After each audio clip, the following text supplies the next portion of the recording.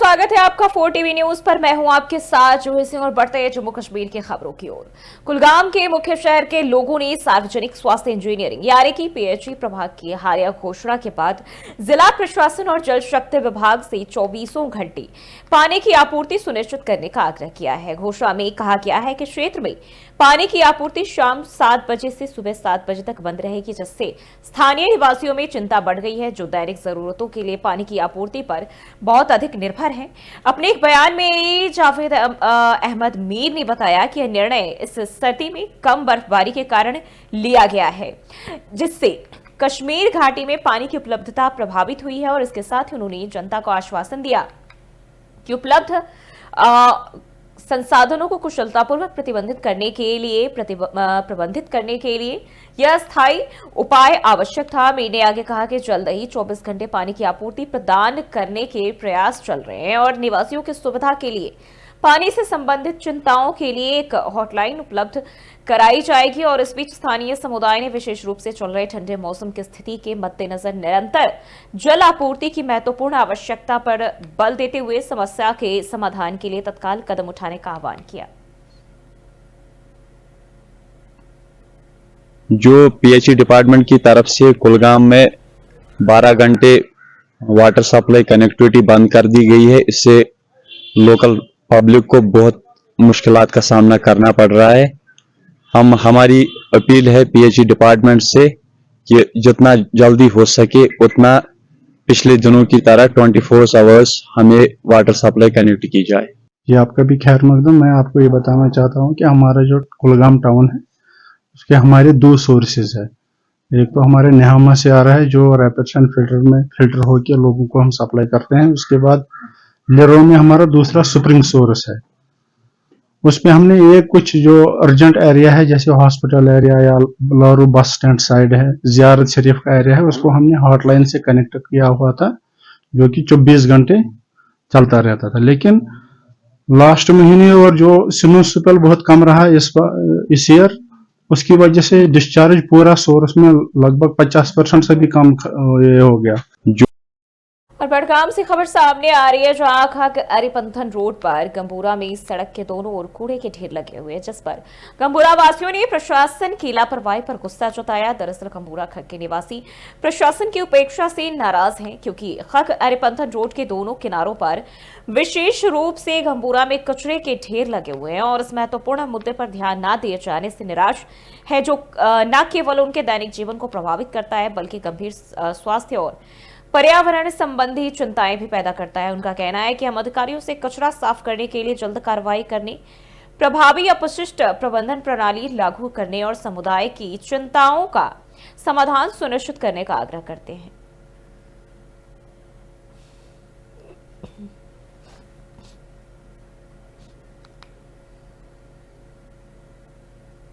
बढ़ते हैं आगे। Kupwara border area youth exchange programme यानी BAYEP राष्ट्रीय एकता, सांस्कृतिक आदान प्रदान और शांति निर्माण को बढ़ावा देने के लिए समर्पित एक पहल है, जो टाउन हॉल कुपवाड़ा में शुरू की गई। 19 से 23 फरवरी 2025 तक चलने वाला ये कार्यक्रम माई भारत के तत्वाधान में आयोजित किया जाता है, जो भारत सरकार की युवा मामले और खेल मंत्रालय की एक पहल बताई जा रही है। बता दें कि समृद्धि योजना में 5 राज्यों जिनमें उत्तर प्रदेश, दिल्ली, हरियाणा, राजस्थान और मध्य प्रदेश से कुल 25 युवा प्रतिभागी हिस्सा ले रहे हैं। सीमावर्ती और गैर सीमावर्ती दोनों जिलों के युवाओं को एक साथ लाकर BAYEP एकता, समझ और सहयोग को बढ़ावा देने के उद्देश्य से अंतर सांस्कृतिक संवाद की सुविधा प्रदान करता है। यह पहल प्रतिभागियों को अनुभव साझा करने, स्थायी संबंध बनाने और भारत की समृद्ध सांस्कृतिक विविधता के प्रति अपनी सराहना को गहरा करने के लिए एक अनूठा मंच प्रदान करती है। प्रोग्राम क्योंकि इससे एक बहुत ही इम्पॉर्टेंट एस्पेक्ट है, जो कल्चरल एक्सचेंज है, इंटीग्रेशन है, वो प्रमोट होती है। गवर्नमेंट ऑफ इंडिया से स्पॉन्सर्ड है, NY के द्वारा ऑर्गेनाइज किया जा रहा है और इसमें डिफरेंट एस्पेक्ट्स जो है वो कवर किए जाएंगे। लोकल ग्रुप्स के साथ इंटरेक्शन की जाएगी, आर्म्ड फोर्सेस के साथ इंटरेक्शन की जाएगी। वो लोग तो बाहर से आ रहे हैं, यहाँ से जो बच्चे गए उन्होंने कुछ एक्सपीरियंसेस शेयर किए एंड दे वर अमेजिंग। किस तरीके से इंडस्ट्रियल पार्टनर्स के साथ उन्होंने डिफरेंट प्रोग्राम्स किए, लीडरशिप एक्सरसाइजेस की. So definitely a very very important exchange program, and I hope कि more of such exchange happens in the future also. बढ़ते हैं आगे। मंगलवार को क्षेत्र में हुई भारी बर्फबारी के कारण सोनमर्ग की सुरम्य घाटी सफेद मोटी चादर से ढक गई। बर्फबारी के ताजा दौर ने इस सुंदर स्थल को मनमोहक शीतकालीन स्वर्ग में बदल दिया, जिसकी स्थानीय लोगों और पर्यटकों दोनों ने ही प्रशंसा की है। वहीं सुबह सुबह शुरू हुई बर्फबारी ने इस क्षेत्र के आकर्षण को बढ़ा दिया है, जिससे यह कश्मीर के शीतकालीन जादू का अनुभव करने वाले पर्यटकों के लिए एक आदर्श स्थल बन गया है। पर्यटन हितधारक पर्यटकों की संख्या में वृद्धि को लेकर आशावादी है, क्योंकि सोनमर्ग का मनमोहक परिदृश्य प्रकृति प्रेमियों और साहसिक उत्साही लोगों को आकर्षित कर रहा है। बता दें कि ताजा और भारी बर्फबारी के साथ सोनमर्ग कश्मीर के सबसे मनोरम शीतकालीन स्थलों में से एक बना हुआ है, जो आने वाले सभी लोगों के लिए एक मंत्रमुग्ध कर देने वाला दृश्य बन जाता है। 3 वरियन पे पे शीन कह यह पे बिल्कुल शीन कहें पहाड़ी इलाकन पे कम ज्यादा शीन यूता पे गोस यूता पे बिल्कुल कहें यम सन बड़ दिक्कत यी जमींदारन कि आब ये ब्रोह कन नाल तुम वो अमिच हालत ये भी सूग ये होच वेरी नाग ककर नाग तम थूक जन तमाम चश्म तम होच तो वनकस गवर्नमेंटस रिक्वेस्ट करान कि वनकस जन कनाल लक्च लक्च कनाल मज आब जाय गसान तिमन करहन रिपेयर, खास कर बाब कनाल गांधरबल डिस्ट्रिक्ट गांधरबलस मज तमिक आब तथ थोड़ा सा आब मगर बदकिस्मती तथ कह रिपेयर गसान। तथ अगर रिपेयर यह कर आबरस वात तिक आब किल्लत आबरस वात सो कर जमींदार इस्तेमाल पन्निस सब्जी मज या पन्निस बागस मज। तो यह बड़ किल्लत आब क्या शीन पे वारिया न आसनस बराबर पे शीन आब किल्लत वन आज तकरीबन फुट 2 फुट शीन मौजूद वनकस पहाड़न पे शीन फुट मौजूद। तो ये बनिम कत तमाम हुक लिहाजा कर गवर्नमेंट रिक्वेस्ट करान कि कनालन 3 वरियन पे शीन कह यह पे बिल्कुल शीन कहें पहाड़ी इलाकन पे कम ज्यादा शीन यूता पे गोस यूता पे बिल्कुल कहें यम सन बड़ आगे पुलवामा से खबर सामने आ रही, जहां धोबी खौल पर चल रहे नवीनीकरण कार्य का निरीक्षण किया गया। बता दें कि पूर्व अभियंता सिंचाई विभाग पुलवामा ने अधिकारियों और कर्मचारियों के साथ धोबी खौल पर चल रहे नवीनीकरण कार्य का निरीक्षण किया। हमारी बहुत ही धीरे मांग थी कि धोबीकौल को रेस्टोर किया जाए, लेकिन जहां तक धोबीकौल की बात है, एडमिनिस्ट्रेशन ने बहुत ही सपोर्ट दिया। खासकर जो करंटली यहाँ पे एडमिनिस्ट्रेशन चल रही है, जिसकी क़यादत डॉक्टर बशारत कुईम साहब कर रहे हैं, वो एम्पैथिकली हमारी प्रॉब्लम्स को सुन रहे हैं और उनका रिड्रेसल भी कर रहे हैं। जहां तक धोबीकौल की बात है, देखिए हम इसको उस लेवल पे रेस्टोर नहीं कर सकते कि आप फिर से वही मछलियां इसमें देखोगे, शिजाथरकस, फिर उनका शिकार करोगे या वो साफ पानी देखोगे। वो बेसिकली लोगों तक है। आप जब तक लोग अपने आप को नहीं सुधारेंगे, तब तक इस नदी का हाल ऐसा ही होता रहेगा। बेशक इस पर कंक्रीटिंग की गई, लेकिन ये हमारा एक मॉरल रिस्पॉन्सिबिलिटी है हमारी, ये हमारा एक फर्ज भी है कि इसको हम साफ सुथरा रखें, कोशिश करें लोगों को भी एजुकेट करें कि भाई इस नदी को साफ रखो। जो हमारे ट्रेडर्स हजरात इसके राइट और लेफ्ट में बिजनेस कर रहे हैं, हम उनको भी कहेंगे इसमें ताउन दो। जो भी आप कूड़ा कचरा जो दुकान में जमा होता है वो इसमें ना फेंके, उसके लिए डस्टबिन का इस्तेमाल करें। और हमने इससे पहले भी बता दिया है, डिस्ट्रिक्ट एडमिनिस्ट्रेशन से अपील भी किया है कि अगर हमारा कोई ट्रेडर ऐसा करता हुआ पाया गया, उसको मतलब भारी पेनल्टी होना चाहिए। पता है ये धोबीकौल थी, इसकी हालत तो बहुत खराब थी। ये तो मतलब बहुत सी जगहों पर 4 फुट या 5 फुट थी सीवरेज, लेकिन अब हमने पिछले 1 साल से इस पर काम पर लगे हैं, तो ये बहुत सी जगहों पर तकरीबन इस वक्त 5-6 मीटर भी हुई है इसकी विड्थ, और किसी जगह पर 8 मीटर भी हो गई है इसकी विड्थ। और साथ ही मैं आपको ये बताना चाहता हूँ, क्योंकि आपको पता है इस वक्त जो ड्राई स्पेल चल रहा है पिछले तकरीबन 2-3 महीने से, और हालात क्या है, बहुत हालात ख़राब हैं। अगर हम इस वक्त भी नहीं समझेंगे तो हमारा जो फ्यूचर है वो बहुत ही तारीख होगा।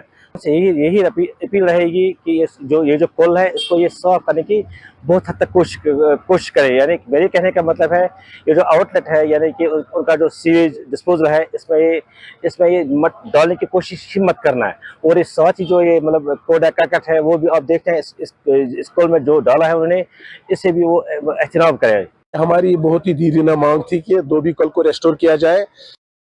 बढ़ते आगे चंबेगुल के निवासियों ने जिला प्रशासन और सड़क और भवन डिवीजन कुलगाम से चंबेगुल पुल के जीर्णोद्धार कार्य में तेजी लाने का आग्रह किया, जो पिछले 10 दिनों से रखरखाव के अधीन है।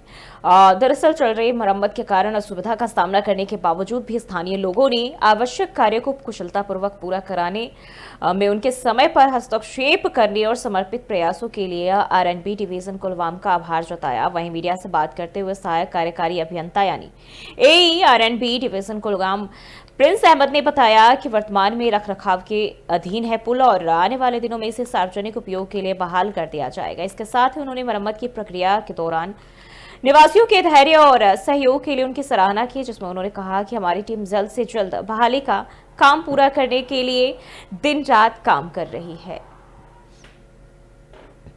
खुद ही मुशाहदा करेंगे साइड पे, आप देखेंगे वहां पे हमारा टीम लगा है, मतलब नीचे भी इसमें वेल्डिंग हो रही है, कंक्रीटिंग भी हो रही है, और जो इसके जॉइंट इसमें कुछ गैप आई थी वो तो एक्सपेंशन जॉइंट इसमें वो होता रहता है, तो वो हम इस टाइम ठीक कर रहे हैं। ये तो फाइनल स्टेज पे है और लोगों को पैनिक होने की जरूरत नहीं है। लोगों से मेरी यही गुजारिश है कि जो आपने 10 दिन में आप इतना वेट किया है, आप 2-4 दिन और वेट करें तो इंशाल्लाह ये जल्दी कुछ दिनों में ही हम इस ब्रिज को लोगों के वक्फ के लिए दोबारा शुरू करेंगे। खासकर डिप्टी कमिश्नर कुलगाम के भी बहुत शुक्रगुजार है और आरएनबी डिपार्टमेंट के भी बहुत शुक्रगुजार है, जिन्होंने इस पुल को आनन फानन जो डैमेज इस पुल को था तो काम शुरू किया है।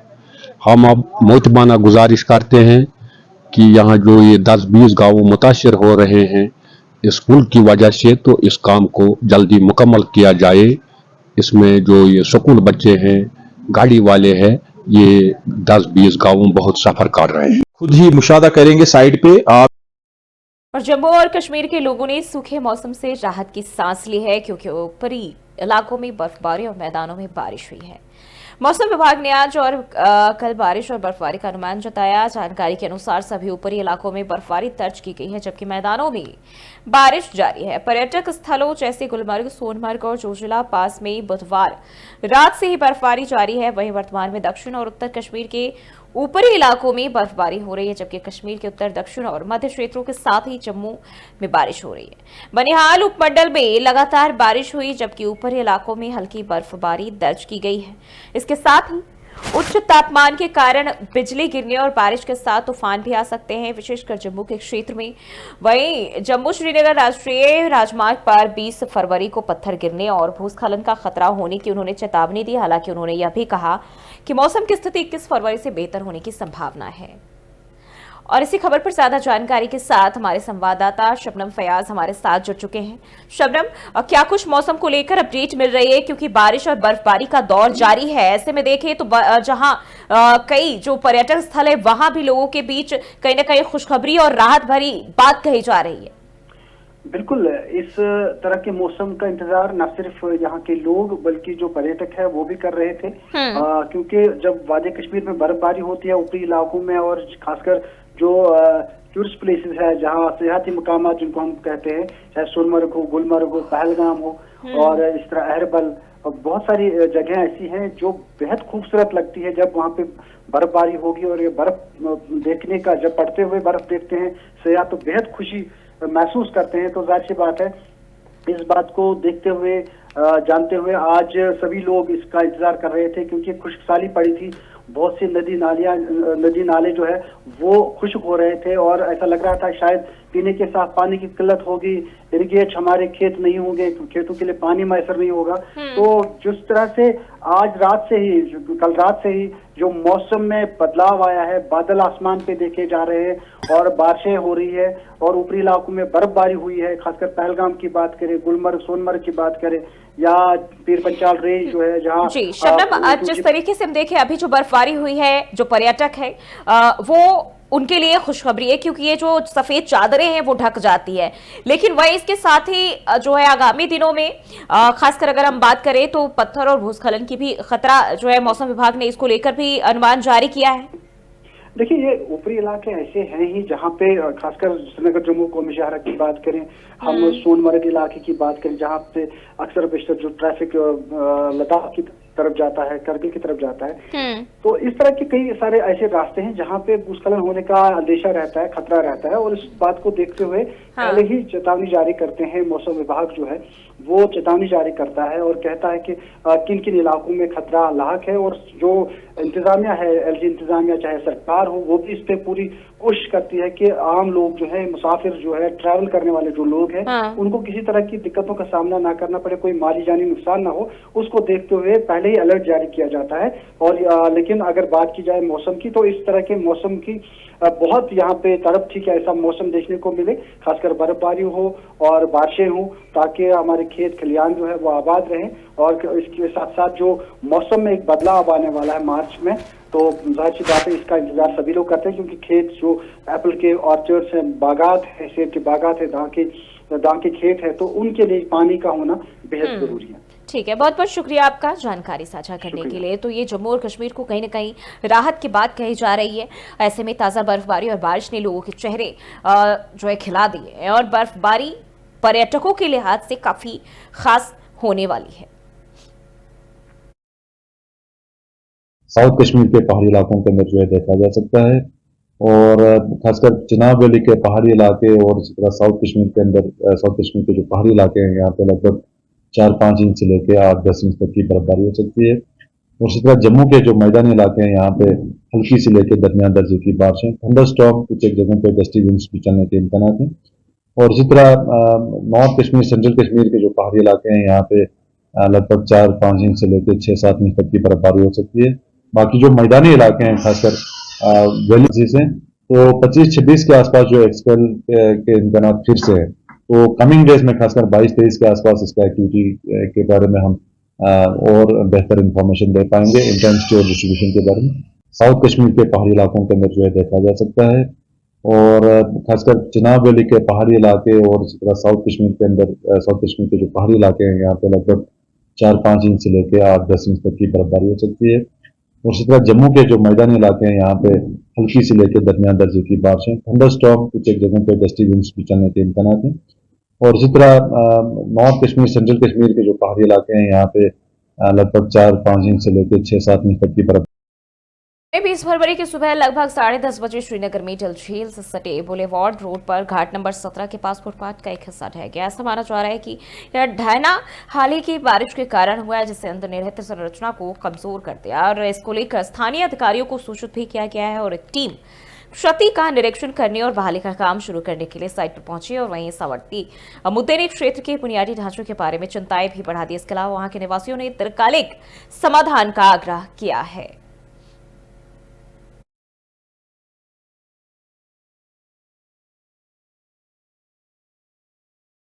को जीएमसी अनंतनाग में जम्मू कश्मीर की स्वास्थ्य और चिकित्सा शिक्षा मंत्री सकीना आइटू ने कैथ लैब का उद्घाटन किया। बता दें कि उन्होंने 17 साल पहले 2007 में स्वीकृत डायग्नोस्टिक और मुख्य कैजुअलिटी ब्लॉक का भी उद्घाटन किया, जब यह सुविधा जिला अस्पताल में थी।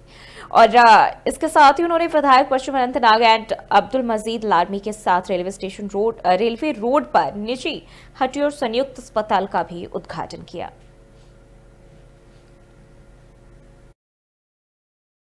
हेल्थ सेक्टर, जैसे आप जानते हैं, सब जानते हैं कि हेल्थ सेक्टर बहुत इम्पोर्टेंट सेक्टर है, और सरकार की पहली तरजीह जो है वो हेल्थ डिपार्टमेंट है, क्योंकि पेशेंट केयर में हम कोई भी कमी जो है वो छोड़ नहीं सकते हैं।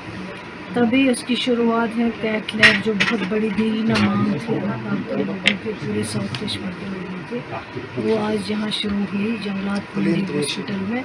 इसी तरह एडिशनल ब्लॉक जो था वो 32 करोड़ का था, वो वहाँ पे वो आज इनाग्रेट हुआ। यहाँ पे मेरे साथी जनाब मजीद साहब जो इस वेस्ट के एमएलए हैं, ऑनरेबल एमएलए हैं, इन्होंने कहा है कि यहाँ पे शुरू किया है ये जो हमारे भाई जिन्होंने hospital bone and joint science private sector में शुरू किया। हम तरजीह देना चाहते हैं, अगर कोई काम करना चाहता है कोई भी इदारे में किसी भी सेक्टर में, तो गवर्नमेंट उसको अप्रिशिएट करती है और एक्नॉलेज करती है। वही वजह है कि आज हम यहाँ आए इस बोन एंड जॉइंट हॉस्पिटल जो प्राइवेट एक हमारे भाई ने उसको इनाग्रेट किया।